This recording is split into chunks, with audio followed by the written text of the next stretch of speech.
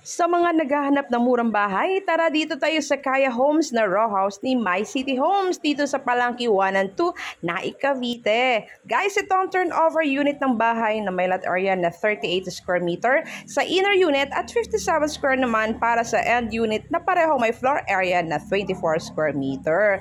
Bungalow na row house, itong mga na mas pinalaki para sa mga nag-uumpisang pamilya or pamilyang matagal nang naupa. 3,000 reservation lang ito at sa pag-ibig mo ay nasa 4,500 lang. O di ba ang mura? Sadyang pabahay ito para sa mga minimum wage earner. Kung 13,000 ang sahod mo, nako, pasok na pasok ka dito. I-ready na ang mga dokumento mo at sadyang unahan lang tayo dito. Huwag mag-alala, may ahenteng aalalay sa'yo. Kaya umpisahan na to pa rin ang pangarap na bahay mo. Kaya Homes Row House ni My City Homes, ito na ang para sa'yo.